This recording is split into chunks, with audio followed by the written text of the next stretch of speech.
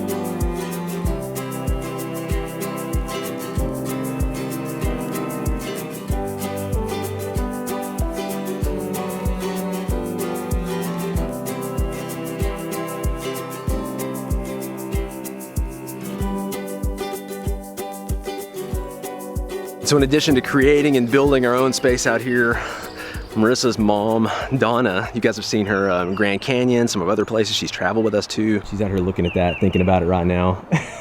By the way, Corey, Jesse, their family, finding our someday, they're here in the reflection. This is one of our goals. We wanted a space where people come out here and hang out with us. Plus, I'm horrible at building things, so having Corey here gives me more confidence. Even a trampoline, I would so jack that up. Donna's always wanted to have a house or a cabin back here. I'm gonna go in. Yeah. I'm gonna show this bad boy. Kind of drippy in there. It's a little drippy. It's a work in progress. People get it. Yeah. Did you say? But she wanted a little 1-bedroom, 1 bath. But the thing is, like, you pick what's most important, you know. They got a big family, so we're like, you know what, you need to maximize that living room and kitchen space for people to hang out and do things, and then just, you know, let everything else kind of take care of itself. So that is definitely what she's chosen. It's definitely what she's done. So this is 630 square feet, something like that, just a little over 600, I think. And she has chosen to open up this living room and kitchen in here so that the family can get in here. They can hang out, they can have this high ceiling, which when you're looking at tiny homes, like that's what tricks you into feeling like it's a much larger space than it is the ceiling height. This is gonna be a loft for the kids. We know the kitchen's here, the sink will go under that probably, figure all that out. Bedroom over here, that's an 8x12 space. Bathroom, and then a little laundry room in the back over here. You can do a lot with a little. If you think about it and you open up the space, this feels really good already, but I'm excited to see, and when they're done building this out, what this is gonna be like. Did you say how quick they built this? Was it 3 full days? 3 full days. 3 full days. So. What long days? They were. It was a crew of about 6 guys, and they 7 a.m., 7 p.m. most days. They knocked it out though, man. They were legit. This would have taken me and Corey like at least 2.5 to do this. So they 2.5 years or 2.5 years, probably 2.5 years. But one of the things that amazed me the most, so they take a 2x10 or 2x8 or whatever, they could just lay it on their knee, take that skill saw and just zip, and then just keep going. Little 6-foot porch, which is plenty for what she needs. And then there's her view. So in addition to the trampoline and the swing, we've also added a zip line. Maybe this is more for me than for Hensley, I don't know, but. We had a ton of fun setting this thing up yesterday. Hensley, you gonna do it? Oh man, this is so crazy. All right, Hensley, hold on, ready? Okay. Whoa! Good job. That was awesome. Is that awesome? Yeah. Are you ready? Oh, I'm ready.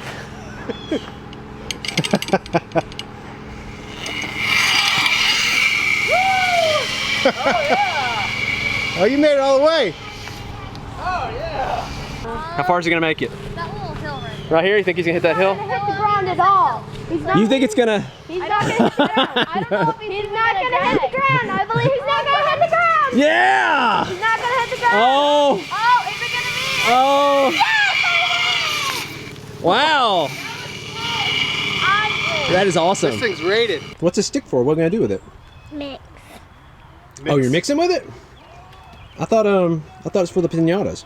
It's for the pinatas. Hold it right there at the handle. And you're gonna have a pinata up here.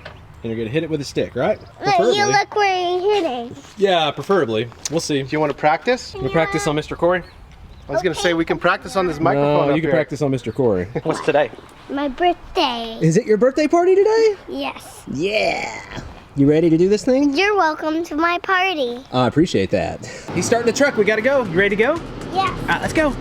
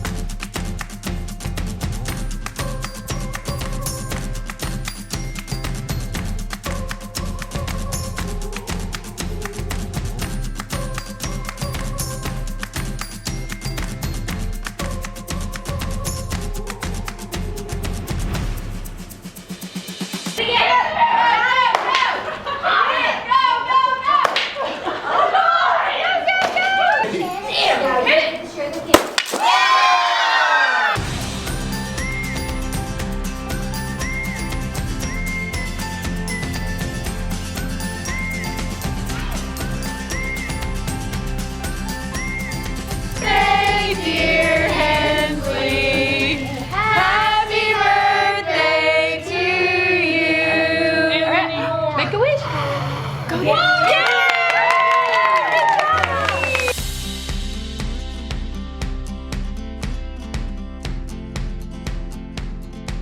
think a big part of building for me is like knowing 3 things. Looking for the sweet spot of, say I have a passion, just like what energizes me. Maybe I have some strengths or a strength. Sometimes I think about it as like my superpower. So I can sit and I can edit or I can work on a computer for hours and hours and hours. Yeah, building a swing in a tree is definitely not one of my strengths. But then at the same time, you need this third thing of value. I think like American Idol, it's like they're just super passionate, they love what they do, but if your voice just isn't enough to provide enough value for people, it's just not gonna work out. So, or maybe you're really, really good at something, but you're just not passionate about it anymore. Maybe you're just burnout. Maybe you've done it for years, you've worked at it for 10 years, 20 years, 30 years, and you're tired of building things with that strength you had, and you wanna start with something else. And what I'm looking for is where you take these 3 things and then they intersect. That's what I focus on. And when it comes to building something, that's when it gets really awesome. See yourself on the screen?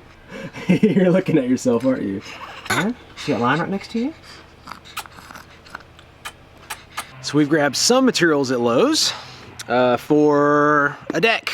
And this isn't just like a normal deck. We had to put a lot of thought, and you guys are gonna be like, you put a lot of thought into this because this sounds like a terrible idea. Please don't let me know how terrible this is.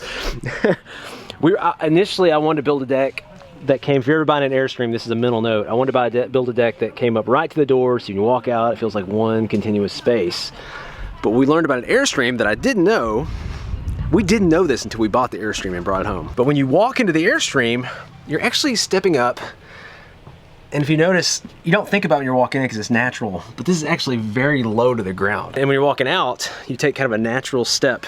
I had to duck just a little bit. See, I don't think about it anymore. But when we first got the Airstream back, we both hit our head on this and thought, what in the world? What's going on? Corey doesn't have that problem over here with his. Like a normal RV, like the doorway is actually, you know, you don't duck when you walk in your RV, do you? No. We actually duck a tiny bit in ours. It's really weird. But you don't notice it though. You don't because you're walking up. If we'd have built that deck level, you just smash it every That was, yeah, so we kind of pretended if it was level what would happen.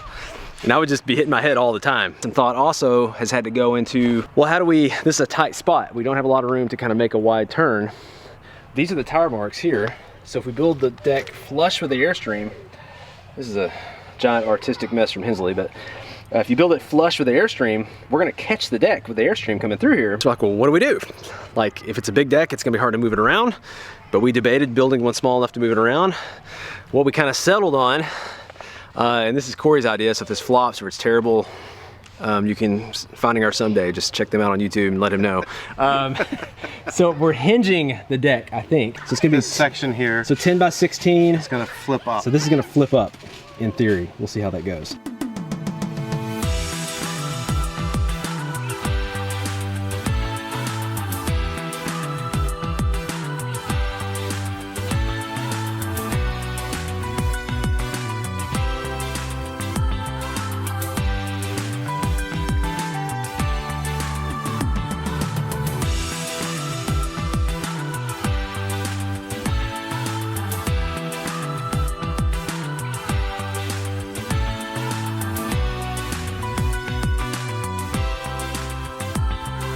So we chipped away at the deck last night, hoped to get it done, did not get it all the way done. So we're ready to just sit the deck down. Our temporary movable, didn't want to spend an insane amount of money on a deck. We finished up the hinges. So this just, hopefully 2 people can do it with no problem. Lifts up, comes over, and we got an extra 2 feet to get the Airstream around this curve deal thing here. So.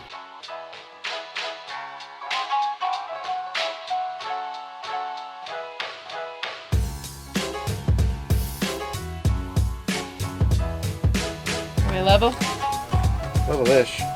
So the boys are hard at work, and this boy is hard at work being a baby. It's hard work, isn't it? Should get lighter.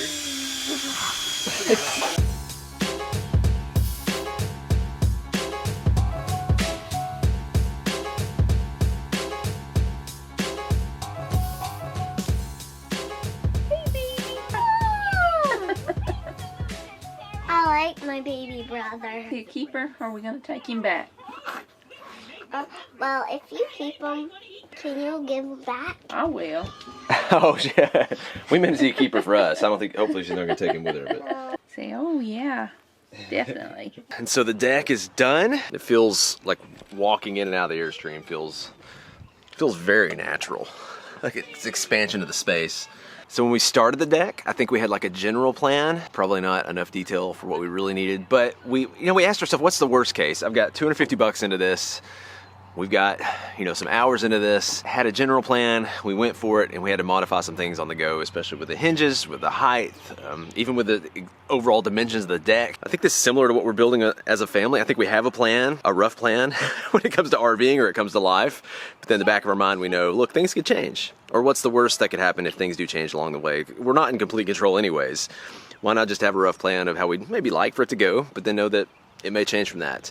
That's a core value of ours. It's a core value of ours to make sure we have plenty of space to explore and create. It's a core value of ours to have community, to have people we meet and connect with, have things in common. Really, we only have stuff to help us build the relational and the emotional goals we have in our life. What did you make? Down here. What is this? What'd you make? It's a kid's maze. It's a kid's maze? Yeah. What's it a maze to? Where does it go? It goes to X marks the spot. Oh, I like it. Thanks. I'm gonna write Hensley on the back. Gravel truck is here. Roofers are wrapping up here. Finding our someday is about to leave. Pretty much nothing's happened all day, and then like in 30-minute span, like it all happened at once. That's just the way it works. You look crazy cute, you know that, right? No. Yes. This is going. I love your power stance. Do your power stance. There you go. This is how I stood when I played basketball. I used to always say I stood like a cheerleader. Just daring them to come down the court. Yeah. Hooked up, you good? I think so. What are the odds you're getting out of here? They should be easy, but it's going to come down to backup skills. Which What are the odds this new porta potty over here? You think I don't think we went over it was tough enough anyways, so now you got an extra obstacle. That's right, that wasn't. It's like the How many points do we give him for knocking over the porta potty? you get bonus points if somebody's in there.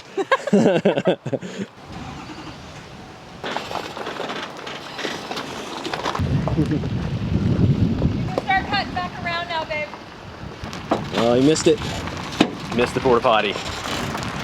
No points. No points for you.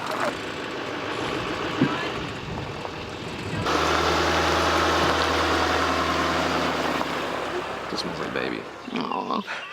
I love baby smell. I think it's crazy that we're building with a whole new member of the family too. So it's not just for Hensley now. We're thinking of JJ and we're thinking of us as a family. And when you have a baby, there's not a lot of sleep involved. As Hensley says, babies are hard work. I don't know. I don't know where. It's true, but I don't know where she has her feet. But I think this lifestyle is letting us be more proactive than reactive. Whereas like when you've got your schedule is like set every day from 7 to 7 or 5 to 5 or whatever your schedule is from day to day, and you're just running around doing what you need to do, and then the weekends you're trying to catch up, and there's no room for creativity. There's no room for a lot of the stuff that we're trying to emphasize. That's why we decided to do this lifestyle, because we wanted to be with them and guide them and spend as much time with them as we can. And I mean, it just kind of worked out that we put it on wheels and get a little bit of adventure in there. But I think that's been good. It's helped Hensley just learn. Like, she catches on so fast, and I'm excited to see this little boy start learning and watching it through his eyes. Like, it's been really cool watching the world through our kids' eyes. We're itching to move around, but it's just not time yet. And I think it's helped that so many of you who are, you're nearing your retiring years or in your retiring years, and you say, man, I wish I'd been able to slow down and spend more time with my kids. And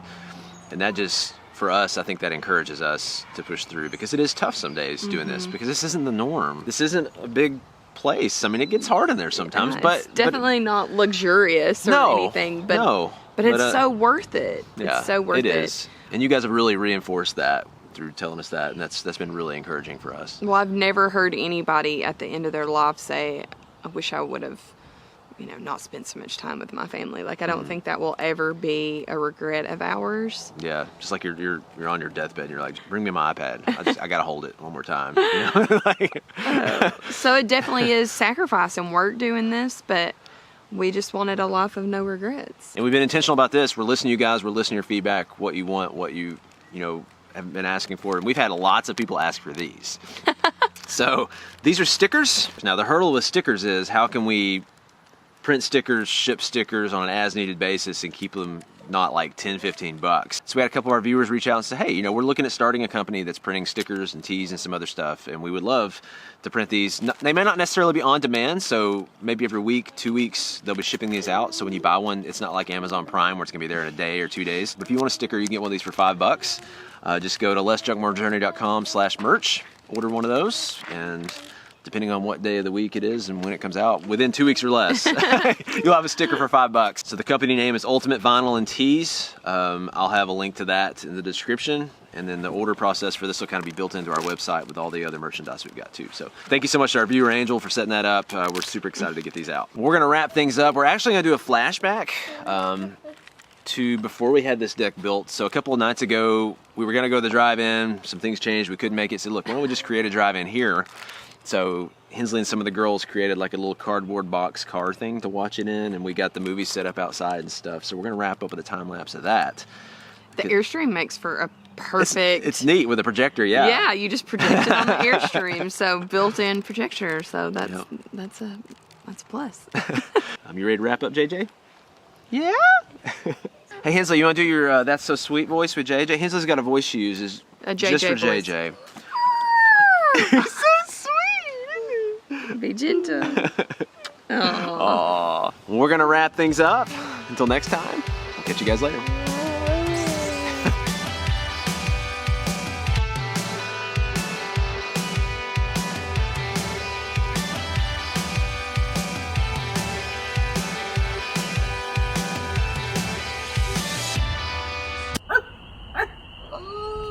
Looks like a camel. That part looks like it's eye.